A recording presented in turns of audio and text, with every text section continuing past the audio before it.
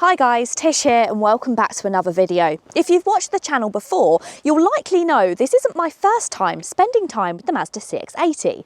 Earlier this year, I've walked around it, I've explored its spec sheet, and I've spoke about where this car fits into Mazda's increasingly ambitious SUV range.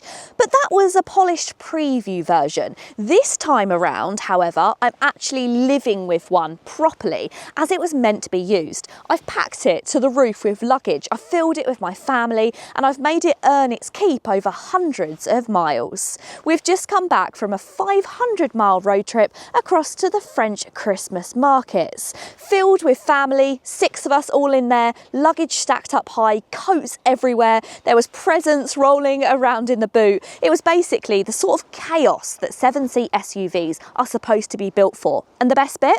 5 hours in the car and surprisingly very few complaints. So today isn't just a first look, it's a reality check. What's great, what still frustrates, and genuinely, does that diesel engine make the secret ingredient that just makes a big SUV like this make sense? Hi guys, Tish here and welcome back to Auto Social UK. In today's video, I'll tell you how I got on with the CX-80 over those 500 miles. So if that sounds good, then please keep watching. And if you like new car reviews and car content, then go ahead and hit the subscribe button. The Mazda CX-80 sits above the CX-60 as Mazda's European flagship, their most spacious model ever, with a premium cabin ambition and 3-row seating. For the UK, there are 2 different engines available. The first of which is a plug-in hybrid. It pairs a 2.5-litre petrol engine and electric motors with a 17.8 kilowatt-hour battery, and that's good for around 38 miles of fully electric driving depending on conditions. But the one that I've been driving, and the one which I think makes the Mazda CX-80 genuinely interesting, is the 3.3-litre straight-six diesel mild hybrid, producing 254 PS and up to 550 Nm of torque between 1500 and 2400 RPM. This is the engine for people who really like to load their cars, move people, tow things and drive long distances. The version for real family life. And this is the car that I've tested. This is the one which today's verdict is going to focus on. Before we dive into what the CX-80 was actually like over those 500 miles, a quick word on something which I think we don't talk often enough about: gap insurance. Because if you're like me and the family car is your lifeline, school runs, commutes, weekends away, Christmas trips, if the car goes down, then unfortunately life stops. But here's the thing which many people don't realise. If your car is written off or stolen, normal insurance only pays the market value, which can leave you thousands short. And in a world where new car prices just keep on climbing, that gap can mean you simply can't afford to replace the car that you just lost. And that's where ALA gap insurance comes in. They bridge that difference, meaning if something was to happen to, say for example, your CX-80, you wouldn't be forced into a cheaper, older car. You could simply get straight back into something equivalent. And that's why I work with ALA. It's one of those things that families don't consider until it's too late. And if you want to protect yourself, my code TISH10 gets you 10% off. All of the additional details you need will be down below. Right, why don't we talk about what this car is actually like to live with? So let's get nerdy and talk about this engine, because I think it's genuinely interesting. A 3.3-litre straight-six diesel mild hybrid. Madness or genius? Well, that's what we're going to talk about. So it uses Mazda's eSkyActiv D unit, and that uses something called DCPCI, distribution controlled, partially premixed compression ignition, which improves combustion efficiency, emissions, torque delivery and also refinement. And this works together with a 48-volt mild hybrid system to support responsiveness and smoothness, especially when pulling away from a stop. Power is 254 PS, torque 550 Nm, and it's all delivered right down where you actually use it. Mazda even says that the main reason that they chose the straight-six layout is because of its perfect balance. It's cleaner engine sound and less vibration than other layouts, and I have to say, you would never know that this is a diesel. It really shows. It feels like a proper engine. It's smooth, effortless, quiet at cruise, relaxed and wonderfully grown up. And here's where I think the diesel makes the most sense. The headline: fully loaded, the motorway miles, luggage everywhere, 6 adults, still mid to high 40s mpg. And Mazda says that combustion tech gives outstanding efficiency and also class-leading emissions for this type of vehicle. And from my road trip, that is absolutely believable.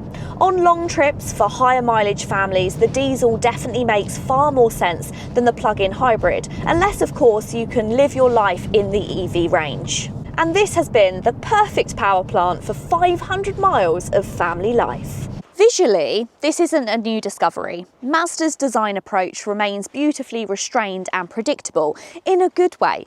The CX-80 looks like a stretched CX-60 because essentially it is. It's longer by 250mm in the wheelbase and it's taller for some added cabin space, but it shares that familiar nose profile around the front. And what matters is proportion. This thing looks expensive without being showy. It has the long bonnet, you have the simple shoulder line and calming surfaces. It gives confidence rather than shouting for attention. Now, I have the exclusive line car and it rides on the 18-inch alloy wheels with the subtle trim finish, and I really think it suits the car and it also really helps with the ride quality as well. I much more appreciate the smaller wheels. Mazda offers 9 different paint colour options, including 2 new shades: artisan red and melting copper, created using their painting process for deeper visual richness. If you want a big SUV that looks smart without looking aggressive, then this definitely nails it. But what about the interior? Inside of this exclusive line, it does have one of the more subtle interiors. If you want something a bit more flash, then you can go for some other versions, which include this lovely grey fabric across the dashboard. You have this beautiful Japanese stitching. It looks amazing, but it's not exactly the most practical. This, however, is very practical. We have mostly black leather. You also have black door cards, black dashboard, and just some splashes of chrome around. And I think for family life, this is perfect. You've got some nice squishy leather in the places that matter. So on this armrest, you've also got on these seats, which are very supportive, comfortable, and you also have just these little bits of copper stitching, which I quite like. That would look really nice with the melting copper exterior, which I know is controversial, but I think works quite well. And then on this central console, you have this almost kind of etched metal. I'm not really sure what sort of material it is. It definitely doesn't feel like plastic, it feels better quality, but it does have this nice kind of honeycomb design on it, which does elevate the cabin and bring something a bit interesting into it. You also have these dashings of chrome around here and also around the dashboard. This dashboard, you also have this soft squidgy leather on top, and you've also got leather all the way to the top of the dashboard as well. So that feels very nice. You also have the chrome around the doors. In this exclusive line, you do have manual seats, but they are heated, and you also get a manual steering wheel, but once again that is heated as well.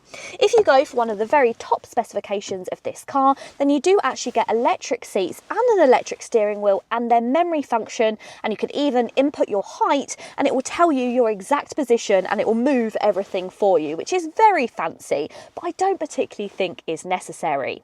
The one area which I think is slightly let down inside this cabin, being a family car, is storage. So you do have an armrest which is split opening, but inside of there you haven't really got very much storage at all. And then you have this little pop-out section which hides some cup holders. That's quite nice, keeps them tidy. And then you have a tiny bit of storage just up front there, which has your wireless charging pads if you go for the models which are equipped with it. But that's not very much storage at all, and there's nothing else in this centre console.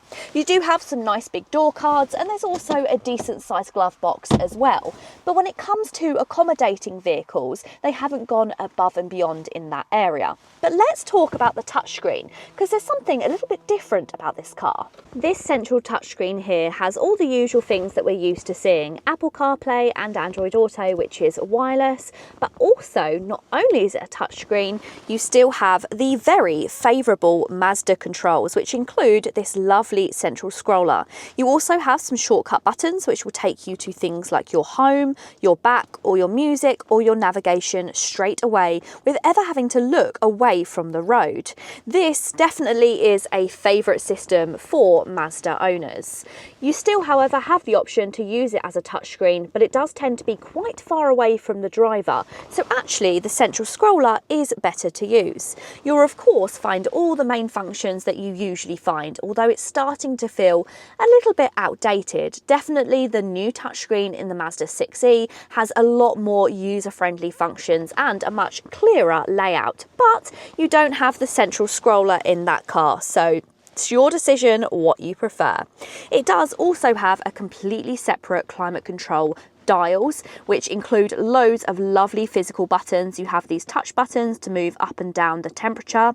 What I will say about this car, I have found, is it doesn't really get cold. I've been turning it right down to low, but mostly I've been having it on around 17 degrees. And even on 17 degrees, it doesn't exactly blow particularly cold. And as you can see, it does have a slight issue with fogging up, but that may just be the time of year. Of course, moving on to one of the really important things, how it drives. And I think this has been one of the most pleasant surprises from the trip. The CX-80 isn't trying to mimic the sportiness of a BMW X5 for its agility, and it's not exactly chasing air suspension luxury softness, but it is wonderfully composed. The steering is light but reassuring, and body control is excellent for something of this size. And once it settles into a cruise, it really does shrink around you. This is where Mazda's chassis tuning philosophy really seems to shine. It feels like a car which has been built for long distances, but also everyday normal driving as well, and not just for posing. That being said, however, it isn't flawless. So most of the time the ride is well judged, especially with a full car and luggage on board. But those in the third row, they absolutely will know about it if you hit a sharp bump, and a couple of those bumps definitely caught us out and give us a bit of a giggle. You do feel that jolt a lot more clearly in the very back. It's not exactly deal breaking, but if you are putting adults in the third row regularly, I think it's worth knowing that it isn't the most isolated position over rougher surfaces. However, for the rest of the cabin, it delivers that big SUV comfort character, which Mazda was so clearly aiming for. It's quiet, refined, and surprisingly confidence-inspiring for a car which has spent most of its life with me absolutely fully loaded. Now, rear space, we actually had 3 people back here and 3 adults at that, and it's very accommodating even for 3 adults. There's a decent level of legroom and you also get a good amount of headroom. As you can see, the seats slide forwards as well, so if you want to give a bit more space to the third row like we did, we had the slightly shorter person sit on this outer seat with that seat slid forwards, so this person could have a bit more room. I will sit in there in a moment and I'll tell you a few more details about the rear seats and how I find them. But this is the third row. So you've got actually 2 cup holders on either side. You've also got USB-C chargers back there, and it is a very accommodating third row. Don't get me wrong, legroom is a little bit tight, but even as adults, we found this quite good. We just made sure that we swapped around so everybody had a ride in the back, so it was fair for everybody. But really, this ended up being the best seat in the house because you didn't have anyone beside you. You could stretch out a little bit, you could put your legs over to the side to give you a bit more room, and it was actually quite cozy in the back there. So surprisingly, the third row become the best seat in the house, but which become the worst? Well, I'd have to say when it comes to the CX-80, it's the middle seat. This isn't an EV, and that does mean you have got a transmission tunnel, which sits up a little bit higher if you're in the middle seat. So if I slide across to the middle, you already sit a little bit higher, so taller people would struggle, but also it's where you put your legs. So you can either put them either side of this transmission tunnel, or you can sit them on top of the tunnel, but that that does mean that your knees are going to sit up a little bit higher. The other area which I think this car falls slightly short of some of its rivals is cup holders. For instance, if you've got somebody covering this central armrest, you can't use it. When you haven't, pull it down and you've got two perfect cup holders for coffee cups. But when that's not being used, it leaves you with not much choice when it comes to coffee. You do have these nice big door cards where you can put bottles of water, but nowhere for your coffee cups. But what about ISOFIX fitments? Because that's something which we've spoken so much about. So at the moment, we have got two ISOFIX fitments on each of the outer seats in the second row. So let's check for the third. Well, unfortunately for the third row, there isn't any further ISOFIX fitments. And lastly, unlike some of this car's rivals, you don't get a third ISOFIX fitment on the passenger seat, which is a shame. So that means for a 7-seat car, you only have two ISOFIX fitments. Now, if you are a large family of either 6 or 7 and you're looking for a road trip car, then you may want to also look at investing in either a roof box or a trailer, because boot space is not exactly cavernous. Inside here, when you have all 7 seats in place, you have just under 300 litres. So as you can see, it's not the biggest load area. You can fit a few carry-on suitcases side by side, but it's best for just soft luggage. Large items like suitcases will need to go somewhere else. You do get a tiny bit of storage underneath this boot floor, which includes a little area just below where the parcel shelf is stored. But that's pretty much it. You do also get a 12-volt charger in the back here, and if you go for the plug-in hybrid, then you also have a 3-pin plug. But if we put those rear seats down, and once that third row is flattened, then you get loads more boot space. You get over 500 litres. So that's fantastic, and that's going to swallow loads of suitcases. But if you do have an extra child, then maybe they're going to have to stay at home. After 500 miles and a proper multi-day family trip, here's my takeaway. Mazda hasn't tried to reinvent the 7-seat SUV. They've just quietly built one which balances refinement, space, quality, efficiency and comfort extremely well. This car doesn't shout, but it does deliver in all the areas which families actually need. The diesel engine is absolutely the star here. It's smooth, it's efficient, unpretentious and designed for real drivers doing real distance. The CX-80 has won me over, not in the showroom, but out on those French roads and the Christmas market car parks where it actually really matters. If you want badge prestige, then there are alternatives. But if you want a genuinely usable family SUV that feels engineered properly, then the CX-80 diesel might just be one of the best all-round 7-seaters that you can buy right now. The space might be a bit tight, but that's nothing that a roof rack or a roof box cannot fix. Let me know all of your thoughts down below. I really hope you've enjoyed this video today, guys. If you have, go ahead and give it a big thumbs up. And if you want to see more, go ahead and hit the subscribe button. And don't forget, if you wanted to get 10% off of your ALA gap insurance policy, then make sure you head over to the ala.co.uk and use my code TISH10. Until next time, guys, see you later.